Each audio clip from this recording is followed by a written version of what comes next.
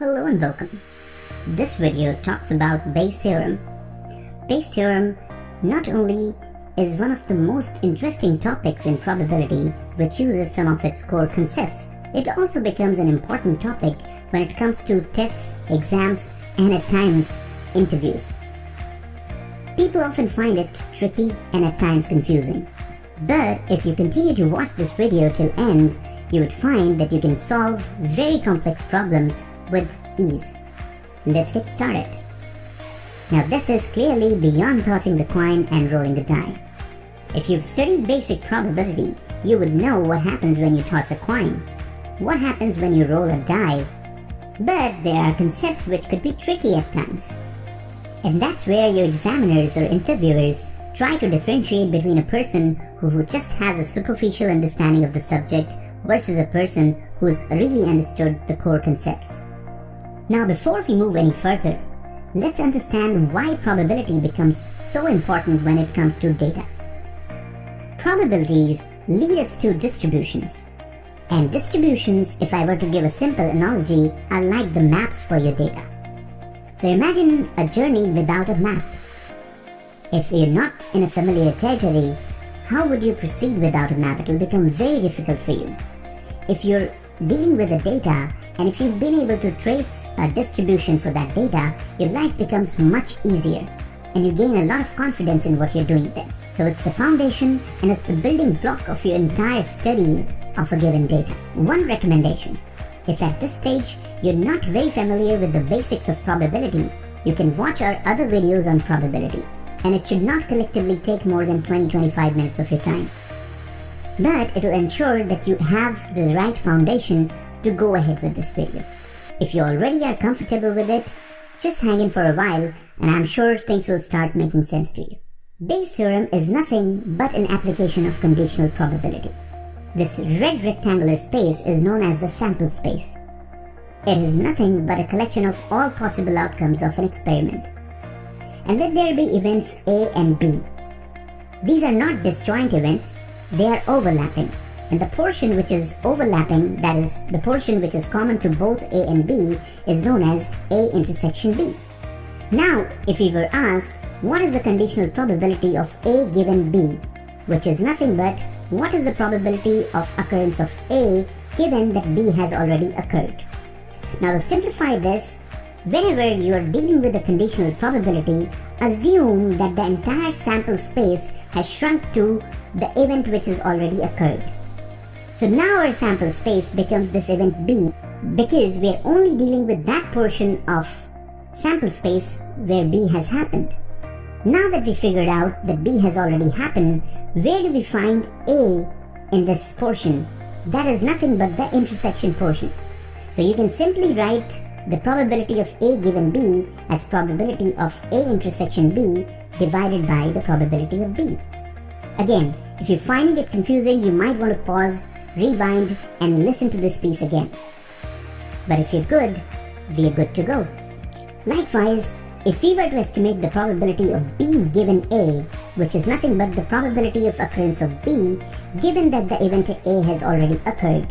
Again, simplified by assuming that the sample space in this case as well has shrunk to A, and now you will look for the availability of B within A.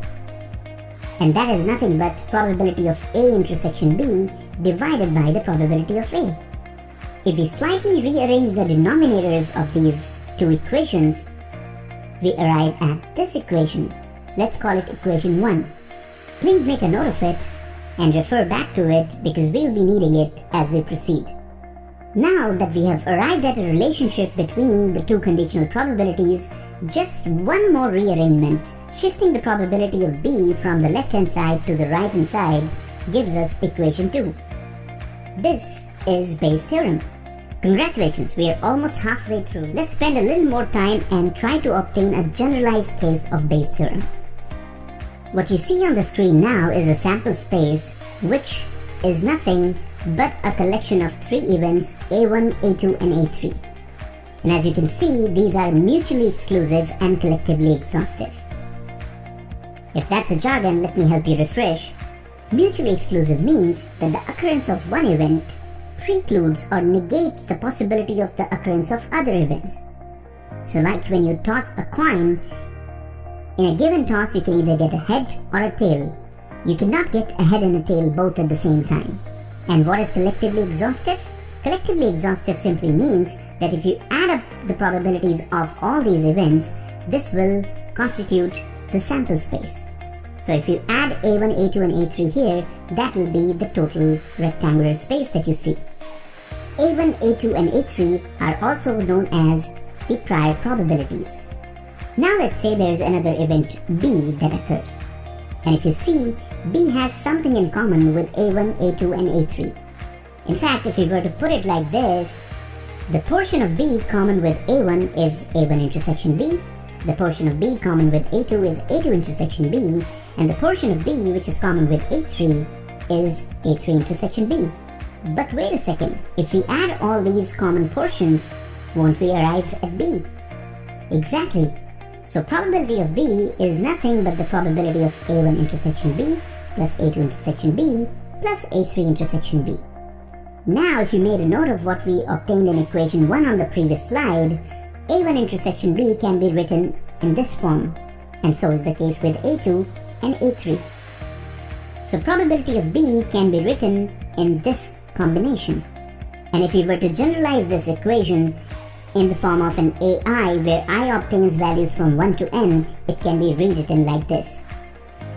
Please note, sigma here is nothing but summation. So now we have a more generalized form of the same equation which can extend to n number of prior probabilities. It's time to put it all together. What we obtained in equation 2 was this. What we saw on the previous slide, which was equation 3, was this. If we put the value of probability of B from equation 3 into equation 2, that is the denominator, this is what we obtain. And this is the generalized form of Bayes' theorem. But if you're finding it too heavy by now, you don't have to necessarily derive it every time that you have to solve a problem. Let's look at a problem and then let's see how this understanding. So here's the problem. In order to manage the credit risk, a bank regularly rates each of its borrowers as A1 or A2 or A3 based on their credit history. A1 implies low risk and A3 implies highest risk. Risk means the chance that a borrower might fail to pay back the loan amount. Now this is the background of the problem. Based on the historical data, on an average, 30% of the customers are rated A1, 60% are rated A2, and 10% are rated A3. What are these? These are prior probabilities. It was found that 1% of the customers who were rated A1, 10% of the customers who were rated A2, and 18% of the customers who were rated A3 eventually became defaulters. That is, they failed to pay back. So in a way, this is the conditional probability that's been given to us. Now let's look at what are we expected to solve. If you randomly pick up a customer from defaulters pool, what is the probability that he had received an A1 rating? An important observation related to such problems. These problems could be really daunting if you read the entire problem and then try to work it out. It will be better to break it into parts and take a step-by-step approach. Let's just see how we can do it. Step 1. What is being asked? Let's first be clear about what is being asked and let's make a note of it. This portion of the problem says, if you randomly pick up a customer from defaulters pool, what is the probability that he had received an A1 rating? And if we were to write, this is what is being asked.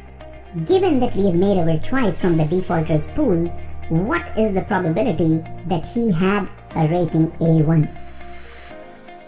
Interestingly, the moment you figure out what is being asked, you will find that the problem already contains a flip of it. I mean to say, when I'm being asked A1 given defaulter, defaulter given A1 will always be given in such problems. Let's have a look. If you read the text which is colored here, it says 1% of the customers who were rated A1 eventually became defaulters. Not only that you know it for A1, you also know it for A2 and you also know it for A3. It's clearly stated in the problem. This is the conditional probability piece, which is known to us. What else is known to us? Based on the historical data, on an average, 30% of the customers were rated A1, 60% of the customers were rated A2, and 10% of the customers were rated A3. And these are the simplest probabilities: prior probabilities, normal probabilities. Here we go. And notice that when you add these prior probabilities, they make up the complete sample space, which equals 1. Now, for a minute, let's go back to what we were doing when we were trying to derive Bayes' theorem. Did we not look at something like this? All we have changed here is that now the event B refers to defaulters. And we know the general form of Bayes' theorem. So all we are required to do, having noted down all the values that are available, is that put those values in the formula. Step 3 is just putting the values in the formula that we have already derived. What should be the numerator? This comes from equation 1, probabilities which are already given to us. What is the denominator? So it is nothing but the probability of being a defaulter.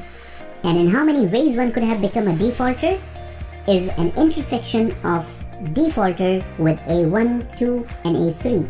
And finally, all we have to do is take a ratio of the numerator and denominator, and we arrive at 3.7%. Please note that we've discussed solving similar problems in our probability videos through a tabular approach. That's an easy approach, but somewhere that does not necessarily leverage onto the properties of Bayes' theorem. If you go back and try to put things together, it should be able to make more sense to you. What is the terminology that we normally use? How do we identify it's a Bayes' theorem problem? We would always be given certain probabilities, which are called prior probabilities, such as rating A1, A2, and A3 in this case. And we saw that when you add these all up, it would always constitute the complete sample space. The second ingredient that will always be available will be a set of conditional probabilities. And we saw it's very easy to figure out if you first note down what is being asked in the problem. These will be the opposite or the flip of it. Coming to the last part, it is nothing but the posterior probability, as we call it. That is being asked. I completely understand that this is a tricky topic, and that's why a lot of people tend to look for shortcuts. They try to memorize the answers given in the book, but that's not the idea here. And like I said in the beginning, these are the kind of questions that are asked to find out whether your knowledge about the subject matter is at the surface or you have gone to some depth. You can see a real example of Bayes' theorem at this link. Hope you liked the video. Thank you for watching.